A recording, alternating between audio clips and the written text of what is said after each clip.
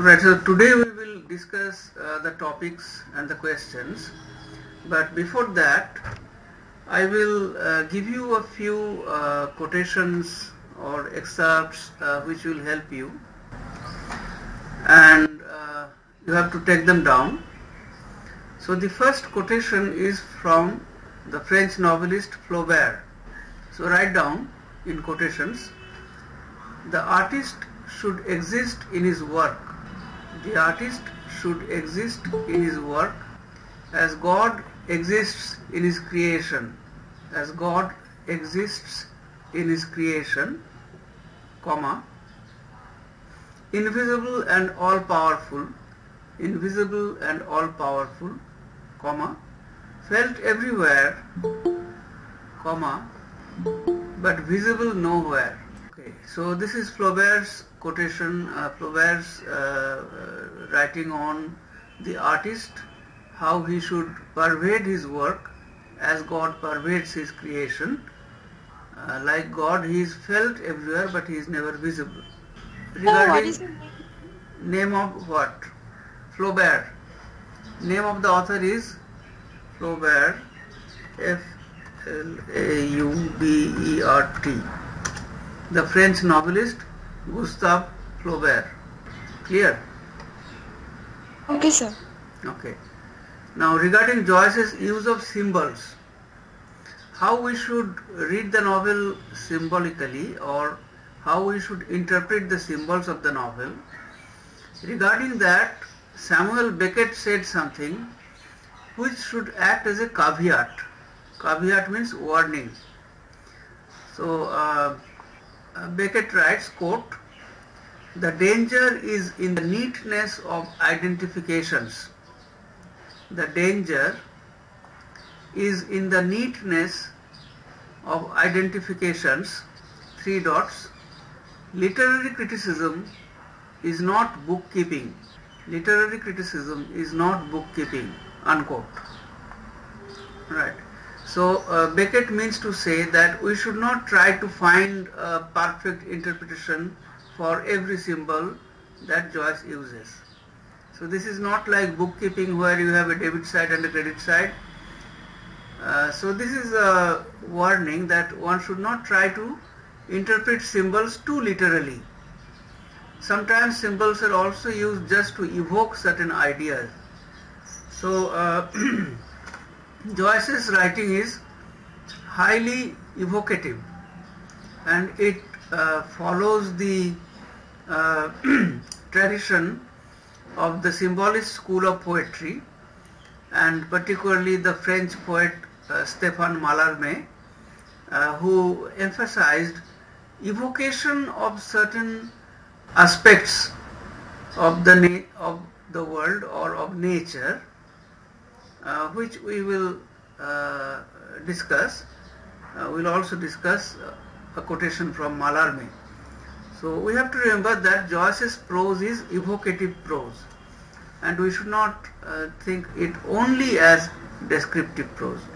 Now, Joyce is applying to his own work a theory he had taken and copied down in one of his notebooks. So Joyce copied down in his notebook a quotation from Mallarmé, the French poet. I write it in the chat box. The last E should have an acute accent. Quotation: abolished the pretension, comma, aesthetically an error, comma, write down, abolished the pretension, aesthetically an error, despite its dominion over almost all the masterpieces.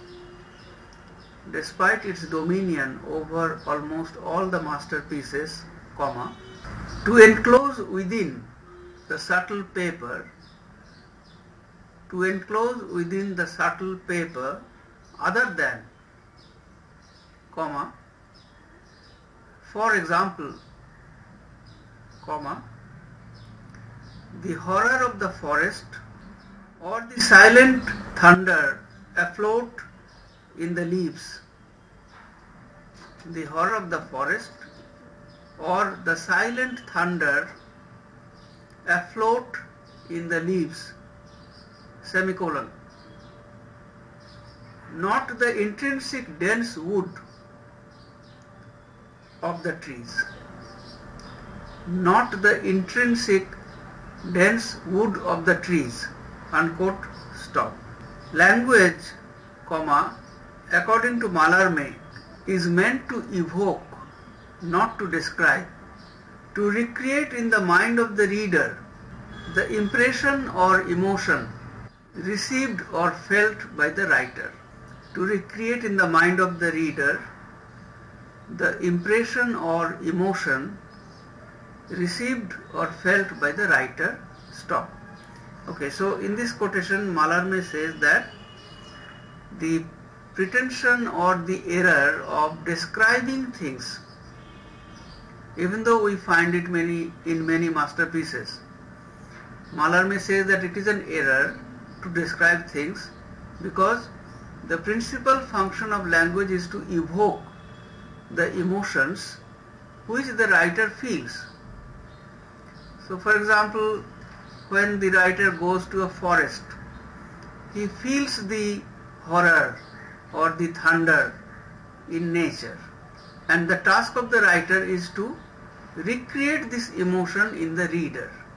Therefore language should be evocative. Therefore we find here two competing notions about the use of language.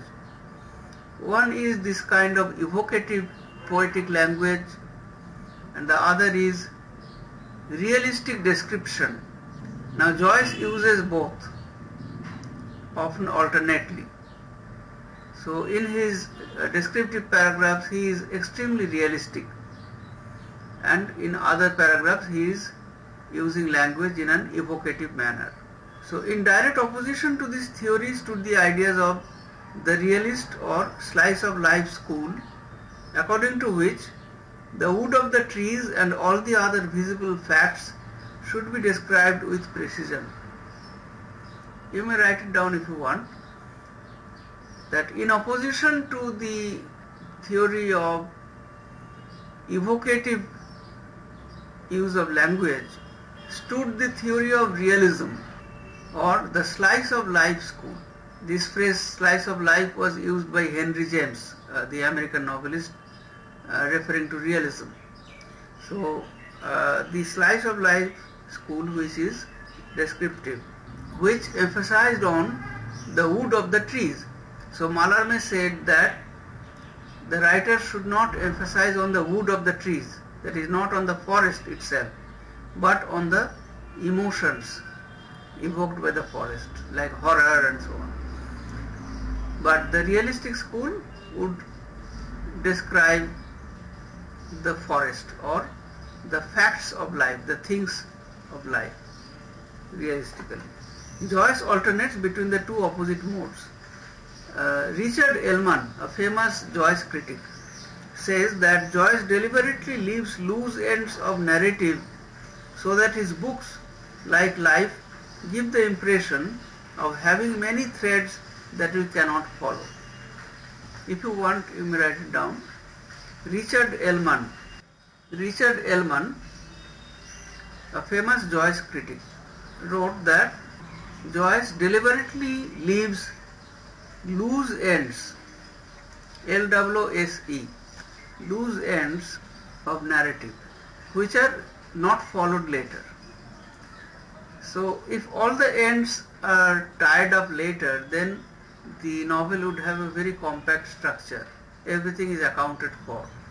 Like what happens in detective novels. There is no loose end. But in life there are many loose ends, in the sense that there are many threads which we do not follow later. And if similar things happen in a novel, if the writer leaves loose ends, then the novel appears to be more realistic. It seems to be similar to our lives. So Ellman says that Joyce deliberately did this. Now, so far the discussion was basically about Joyce's language and style. Now some comments on the structure of the novel. And I have already made many comments on this, and you remember that the critical opinion that the 5 chapters of the novel, they have the same pattern, where each chapter begins with a new experience, then problems crop up, and finally the chapter ends with the resolution of the problems and comes to a stasis. So we use this word stasis, which means that it comes to a resolution where there is no further movement of our emotion or thought. So the movement becomes static, that is stasis. Each of his major books has a precise structure. Joyce spoke of a portrait as a novel in 5 chapters. The book is constructed in 5 similar sections. Hugh Kenner says that the action of the 5 chapters is really the same action. So you may write down, if you want, that each of Joyce's novels has a particular structure, and Joyce himself describes a portrait as a novel in 5 chapters. You may write in quotations, a novel in 5 chapters, unquote. So the book is constructed in 5 similar sections. The critic Hugh Kenner says that, quotation, the action of the 5 chapters is really the same action, unquote, stop. The action of the 5 chapters is really the same action. All the chapters end on a note of equilibrium or stasis. All the chapters end on a note of equilibrium or stasis. Kenner claims that each chapter begins with a series of thematic statements. So the phrase thematic statements within quotation. Kenner says each chapter begins with a series of thematic statements. The themes of paternity, religion, song, punishment and apology are all presented in the first 2 pages. Now you remember when I taught you the first chapter, I told you that here we find many of the themes or motifs which will be repeated throughout the novel.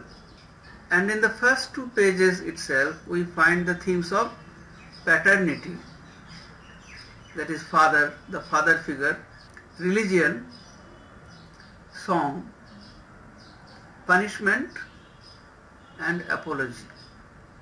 So these motifs we know recur throughout the novel. Motif, okay? So motif is something, it may be an image, it may be a theme. Okay, so this word motif is different from the word motive, M-O-T-I-V-E. Motive means what is the motivation, but motif means a pattern or a particular design, particular theme and so on. And we also have the word leitmotif, which is a German word, that is the leading motif, the leading design. Now very briefly I give you the synopsis, or you may say the themes which are there in the chapters, and also the locations. So a kind of a brief narrative structure which will help you in following the plot of the novel and the development of the novel. So write down chapter 1. It deals with Stephen's childhood in Bray and Clongowes. Stephen's childhood in Bray and Clongowes, and ends with his victory over Father Dolan. So we know that at Clongowes Wood College, Stephen was unjustly punished by Father Dolan, physically punished. and he complained to the rector, and the rector took up the matter with Father Dolan, and then he became a hero in the eyes of the boys because he protested against his unjust punishment. So this chapter, we may say, is all about the hostile environment that as a child Stephen found in his school hostel at Clongowes Wood College. And every child who goes to a hostel initially meets with a hostile environment because the whole environment is new to him. The child leaves his parents, leaves his home, and in the hostel he has to live with other boys, many senior boys, and the boys sometimes rag the newcomers, sometimes they also beat up the younger boys. Like Stephen was thrown into a ditch in cold water by one of the senior boys. So these experiences refer to the hostile environment that as a child, as a student, Stephen experienced at Clongowes Wood College, and also the strict disciplinary regime of a Jesuit-run school and hostel, and where the boys are punished at the drop of a hat, and therefore Stephen was unjustly punished. Now we may assume that like Stephen, many boys often get beaten up or caned or punished, but most of them do not dare to complain to the authorities. But Stephen did, which indicates that even in his childhood he has this desire to rebel against authority, against disciplines imposed on him. So the chapter ends with his victory over Father Dolan, which leads to a stasis of emotions. So that was chapter 1. Chapter 2, events in Blackrock, Dublin, and Belvedere College and Cork. So the places are Blackrock, Dublin, Belvedere College, that is the new school where he was transferred or he was taken away and admitted, and Cork, where Stephen goes with his father. So these are the places described. Stephen's alienation from his family. The alienation of Stephen culminates in his visit to a prostitute, and then there is a swoon of sin. That is, Stephen feels that he has become extremely sinful, he has become a sinner, which leads to a moment of stasis. Okay. So chapter 2 covers a lot of ground. So from his childhood, Stephen grows up to be a young man, and he even visits prostitute quarters. So chapter 3 represents Stephen in a mood of regret and repentance, and he wants to purge himself of his sins, and he wants to become very religious. So in chapter 3 we see the sermons and description of the 7 deadly sins. The sermons may be called Hellfire Sermon. Actually, the synopsis that I have given of the novel earlier, there you see that I mentioned that there are 28 pages of no action, which means that one after another there are 4 sermons, and these are only lectures, so there is no action, which is a remarkable feat of achievement by an author. In one of his early notebooks, chapter 4, Stephen leads a holy life, description of his university life. It ends with the bird girl image leading to stasis. So religious life, holy life, desire to become a priest, bird girl image which confirms him that he won't become a priest, but he would lead the life of an artist. So the chapter 4 ends in a stasis, like other chapters. Then chapter 5, the final chapter, it begins with the description of the sordidness at his home. So it is important that Stephen's home is described as being very sordid, full of brothers and sisters, his father whistling or often in an angry mood, his mother always kind of complaining and asking him to do things which Stephen doesn't want to do. For example, in this chapter itself, the last chapter, on page 215 of my edition, Stephen tells Cranley that he had a quarrel with his mother. He had an ugly exchange with his mother.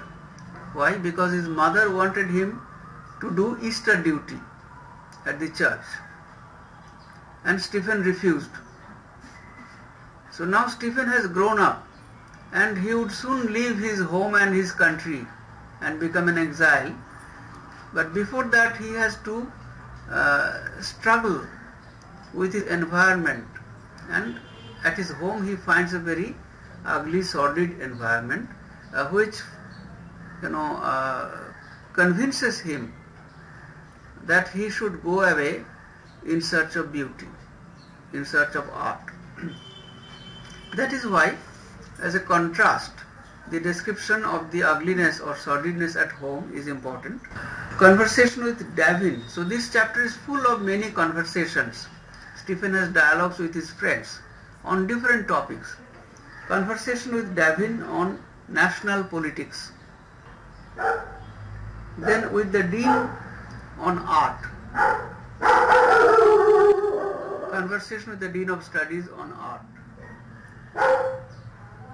It is followed by a science lecture at the university, which is described very derisively. Stephen does not take any interest in the science lecture, and since it is an autobiographical novel, so it is suggested by critics that this describes Joyce's dissatisfaction as a medical student. So Joyce's dissatisfaction as a medical student is expressed in this description of the science lecture. Then a dialogue with Cranley on international politics. So first he had a dialogue with Davin on national politics, and now with Cranley on international politics. Then a dialogue with Lynch on art. So this, you have to remember, is the most important dialogue because it is through this dialogue with Lynch that Stephen expresses or tells us about his aesthetic theory. So this dialogue is with Lynch. Then dialogue with Cranley on religion. So religion comes back again and again in this novel. Why? Because in Irish life at that time, in Joyce's childhood, religion had a great stronghold on everybody, including the youth. Therefore, Stephen had to think about religion very seriously. Now Stephen comes to a realization that he must accept his position as an exile. Through these dialogues we come to understand how Stephen feels about religion. He does not want to participate in it.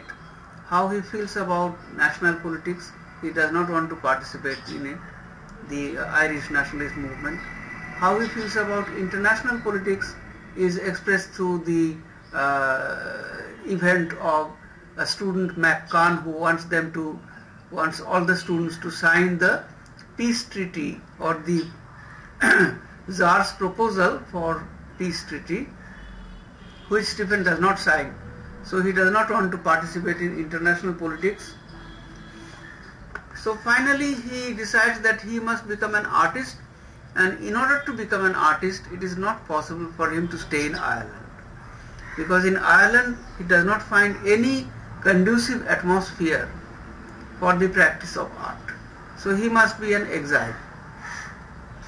The novel ends in stasis. So this is where the novel ends, when Stephen decides that he has to leave, and we find his mental process, how he prepares for becoming an exile through the diary jottings. So Stephen prepares to leave his country, and the novel ends in a stasis. So this brief synopsis of the different structures or the progress of action as well as the progress of Stephen's psyche, if you follow this, then you will be able to answer the question on structure, if there is any question. In one of his early notebooks, Joyce defined a portrait as the curve of an emotion. This you write down. In one of his early notebooks, Joyce defined a portrait as the curve of an emotion.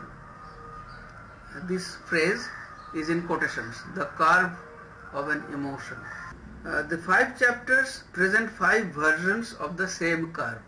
So we may say that if a portrait is the curve of an emotion, then all the chapters, they represent Stephen's portrait.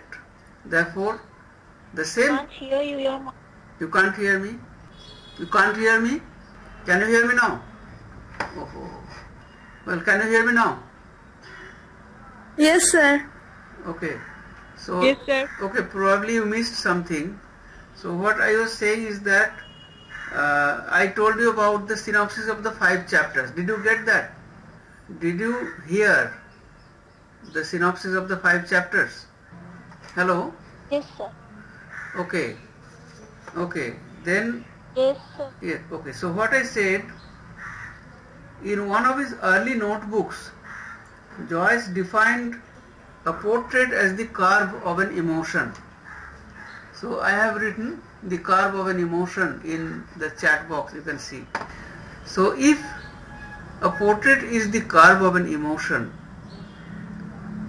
in each chapter, Stephen's portrait has been presented. And therefore, every chapter is a version of the same curve. That is, it is a version of the similar emotion that represents Stephen's portrait. Now I go to the important question of aesthetic theory, and I will just recapitulate point wise, and you may write down if you want. Number 1, Stephen's aesthetic theory has a functional aspect. For Stephen, art and aesthetic theory stand as a substitute for religion. For Stephen, art and aesthetic theory... Yes? Sir একবার বলুন না, শুনতে Yes. পাইনি। Stephen's aesthetic theory has a functional aspect. For Stephen, art and aesthetic theory stand as a substitute for religion. His aesthetic theory is the climax of his story, his search for identity and vocation, his new religion. So the first point to be made about aesthetic theory is that it has a function. What is the function?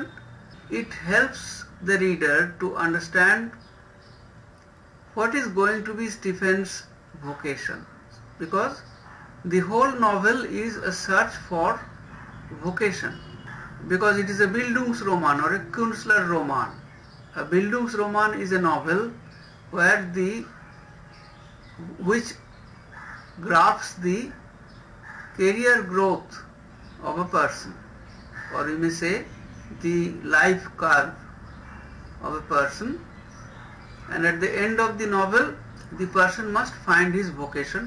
Now this novel is a Künstlerroman, which is a particular kind of Bildungsroman where the protagonist becomes an artist, and therefore At the end of the novel, like any Bildungsroman, here also the protagonist must find his vocation. Now Stephen, in course of the novel, found religion to be too dominating, and for a long period he thought that religion would be his vocation. That is, he would be a priest. But finally we see he finds his vocation to be that of an artist, which therefore we may say is his new religion, art. Okay, that is the first point. Second point, having as a climax an aesthetic theory is peculiar to Künstlerroman. It is characteristic of a Künstlerroman that at the end of the novel there would be an aesthetic theory. So this novel also ends with an aesthetic theory which is appropriate to the genre of Künstlerroman. That is the second point. The third point, the aesthetic theory has also the psychological purpose of fulfillment of Stephen's quest. This idea that a work of art presents the quest of the hero is very ancient. As you all know, that even in the medieval romances, the hero would be in quest of something. Either he would be looking for a virtuous woman who he can worship and love, or he would be looking for fulfillment of some goal for which he has set out, to defeat somebody or something else, to defeat enemies of the people or the weaker sections, the women, defeat vices. So even in medieval romances there is a quest. Modern novels also that started, we may say, from the 18th century, we see the protagonist, his life is described with a quest. That is, ultimately what will the protagonist achieve at the end? Either he will achieve equilibrium in his life, he would become rich, or he would establish himself as a man who is satisfied in life.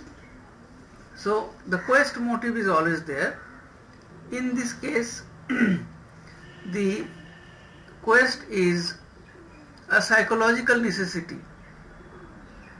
So Stephen is looking for something. What would provide him with the highest satisfaction? In other words, which vocation would be ideally suited for him that would lead to equilibrium or stasis, that would provide him with the highest satisfaction.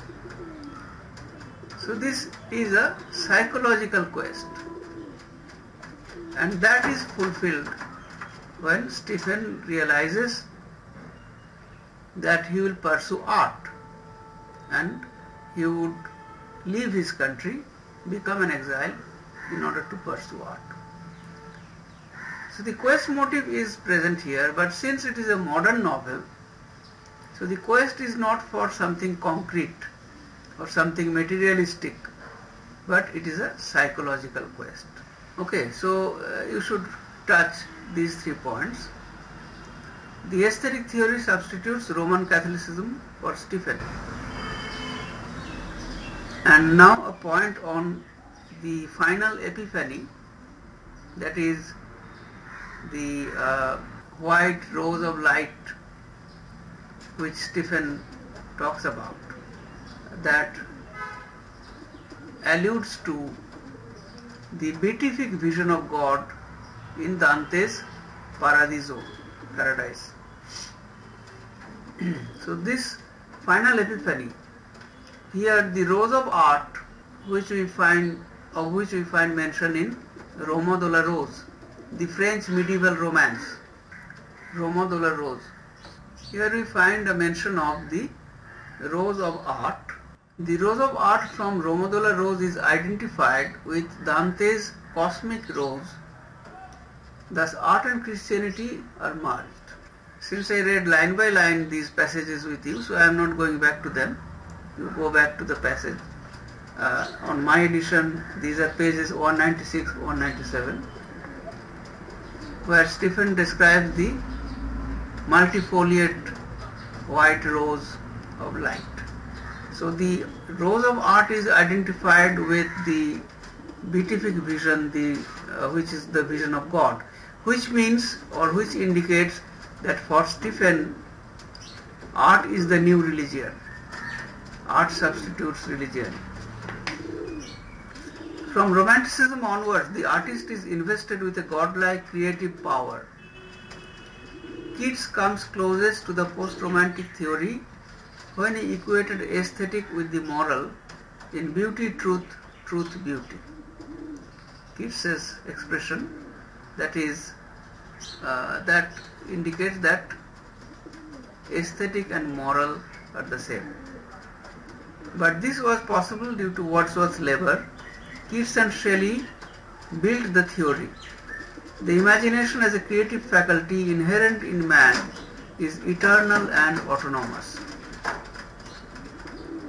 The artist on the microcosmic level is a rival to God. God achieves material creation.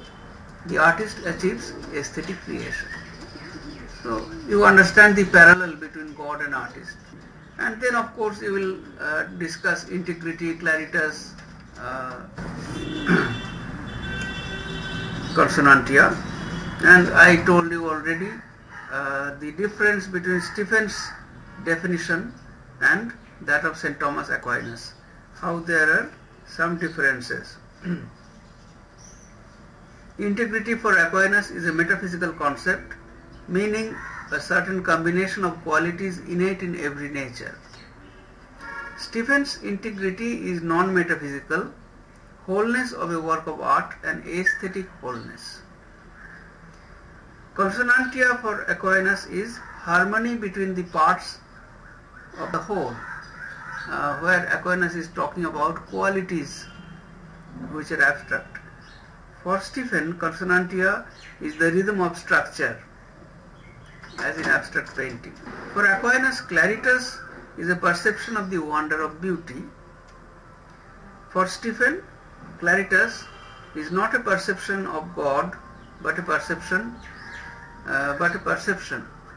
And the question, perception of what, that question is never raised.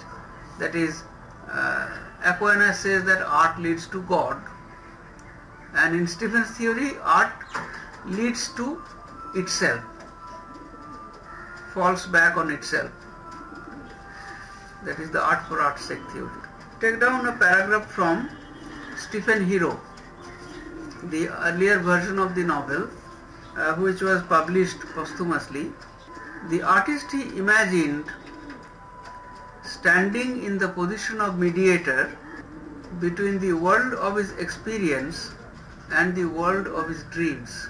The artist he imagined standing in the position of mediator between the world of his experience and the world of his dreams. Stop. Chief among the profanities, Stephen said, the antique principle. Chief among the profanities, Stephen said, the antique principle that the end of art is to instruct, to elevate and to amuse. The truth is not bad. The artist requires a document of license. The artist requires a document of license from householders. So this is a quotation from Stephen Hero, where Stephen thinks that the view that art should instruct and elevate, that view is wrong, which means that art should have nothing to do with instruction or even truth. So art should not look for a certificate from householders that it is useful. So the didactic theory suggested that art should teach people some morals. Art should be useful.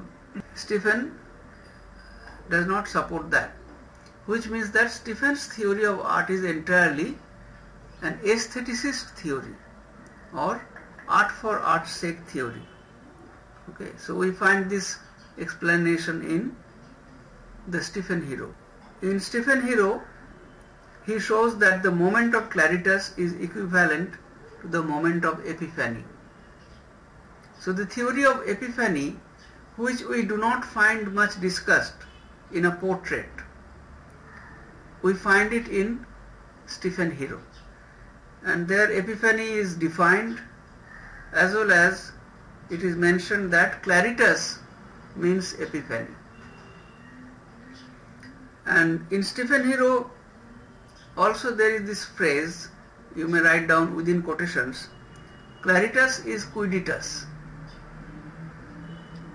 unquote. So this statement suggests that the scholastic notion of quiditas, that is whatness of a thing,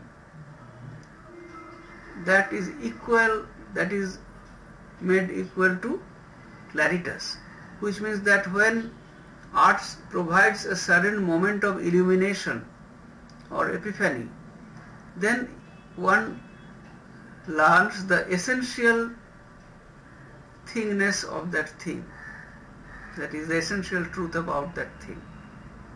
Okay, so claritas is defined as quiditas, or claritas is equated with epiphany. Now just look at the questions that I gave you. Initially I gave you them as topics, and then they could be formulated as questions as well, of which I gave you some examples. A portrait as a Künstlerroman or novel of growth. Discuss this novel, A Portrait of the Artist as a Young Man, as a Künstlerroman. So you will have to tell about the definition of Künstlerroman, which is a particular kind of Bildungsroman, where the growth of a young person as an artist is depicted. And then you have to briefly say how this growth has been depicted through the development of the protagonist's psyche, Stephen's psyche in this novel. A portrait as an autobiography. This question may not be important for you because these days autobiography or biographical explanations are not given much value, and we did not discuss in detail Joyce's life, and but from point to point I told you about the similarity between Stephen's father and Joyce's father, and a portrait in general terms depicts Stephen's family life, Joyce's family life in his childhood. He had a great number of siblings, his intimate relationship with his mother, and his kind of dislike for his father. All these things we find in this novel also. So there are many autobiographical elements in the novel. And the role of religion, the influence of Roman Catholicism on young Joyce, which we can see here as reflected on young Stephen. Narrative structure. So that I discussed today. Every chapter it represents a curve, and the pattern is similar. The same pattern is repeated in the 5 chapters. In every chapter there is an initial problem, and then there is a crisis, and there is a resolution at the end, and every chapter ends with stasis. Narrative strategy and point of view. point of view here is, of course, the basic narrative is in the third person, but at the end of the novel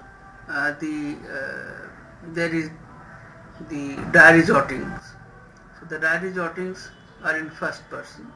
So the point of view changes from third person to first person when Stephen becomes mature and can speak in his own voice. Then it is in the first person. But in course of the novel we find that Joyce writes in such a manner that even though the narrative is in third person, or the point of view is third person, we get an impression of first person, as if we are inside Stephen's mind. And here Joyce imitated Flaubert, who developed this kind of narrative strategy in Madame Bovary. Blending of two styles, stream of consciousness with realism, that I have indicated how Joyce alternates a psychological experience with a realistic experience or description from time to time. So the two styles, realistic style and partly stream of consciousness style, they are alternated in the novel. Use of symbolism. So here you have to talk about bird symbols, as birds as symbols of escape and flight, and which begins with the Daedalus symbol. Then throughout the novel there are many bird symbols, swallows and the crane. Then it culminates in the bird girl image. There is also the negative flight of the bats, which is a symbol for a limited flight or mediocrity. So you have to discuss that. Then the rose symbol, the rose symbol appears whenever there is a progress in Stephen's psyche. It begins with the red and white rose in the class, and then Stephen thinks of the green rose, and it ends with the multifoliate white rose from Dante's Paradiso. Okay. Use of myth and archetype. The archetype, mother archetype, or the use of the image of water, all these I have explained from time to time, the Jungian interpretations. And myth begins with Daedalus myth, then Prometheus myth, the myth of Lucifer, and all these help to construct the figure of the rebel and that of the artist. So you can discuss that. Stephen's aesthetic theory I have discussed. Irony distance between Joyce and Stephen, which I doubt whether will be set as a question. The issue is that Joyce represents Stephen as a failed artist, which of course we do not come to know in this novel, but we come to know in Ulysses, where Stephen is again there, but there he is an ordinary man. He is not an artist, that is, he failed as an artist. Here we see that when Stephen tries to write some poem, then he does not write very good poems. So as if the author mocks him or laughs at him. So we may say that Joyce keeps an ironical distance between himself and the hero Stephen. Alienation and individuality, that you have to talk about Stephen's feeling of alienation throughout the novel, and how it is represented as the essential alienation of an artist who feels different from others and alienated from others because of his individuality. Psychoanalytical interpretation of the novel, not very important. Bird symbolism, rose symbolism, Emma Clary, these might be short answer type questions. Count of Monte Cristo, Mercedes, the bird girl image, Stephen's views on language, Stephen's views on religion, Stephen's views on politics. These we all find in the conversations in chapter 5. And Epiphany. Okay, so we have covered all the topics. If you have any question, you can ask me. So today I finished this novel, and in the next class I will discuss the questions on Prem Chand.